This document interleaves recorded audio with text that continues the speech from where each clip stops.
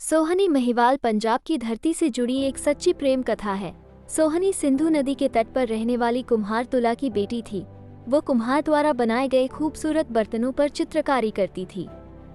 Uzbekistan स्थित बुखारा का एक धनी व्यापारी इज्जत बेग व्यापार के सिलसिले में भारत आता है। सोहनी से मिलने पर वो उसके सौंदर्य को देखकर उस पर मोहित हो जाता है।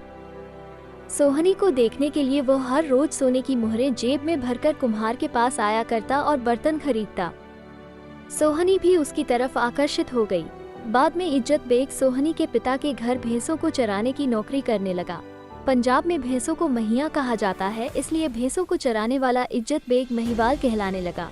दोनों की मुलाकात मोहब्बत में बदल गई। जब सोहनी की मां को ये बात पता चली तो उन्होंने महिवाल को घर से निकाल दिया। सोहनी की शादी किसी और से कर दी गई, लेकिन महिवाल तो सोहनी के बिना जी नहीं सकता था। इसलिए महिवाल ने अपने खूने दिल से लिखा खत सोहनी को भिजवा दिया। सोहनी ने जवाब दिया कि मैं तुम्हारी थी और तुम्हारी ही रहूंगी। सोहनी के प्यार में पागल महिवाल अपना घर देश भूलकर फकीर हो गया, मगर दोनों प्रेमियों ने मिलना नहीं छोड़ा।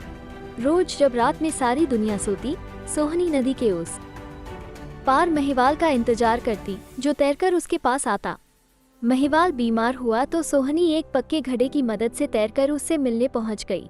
सोहनी की नंद ने एक बार उन्हें देख लिया तो उसने पक्के घड़े की जगह कच्चा घड़ा रख दिया। सोहनी ने जल्दबाजी में वो कच्चा घड़ा उठाया और महिवाल से मिलने निकल पड़ी। प्यार में बेचैन सोहनी कच्चे घड़े द्वारा नदी पार करने लगी। घड़ा नदी के बीच में ही टूट गया और सोहनी डूबने लगी।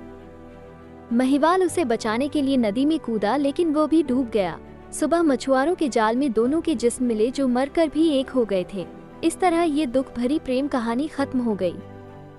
अगर आपको ये कहानी अच्छी लगी है तो हमारे चैनल को सब्सक्राइब करें और वीडियो को भी लाइक और शेयर करें। धन्यवाद।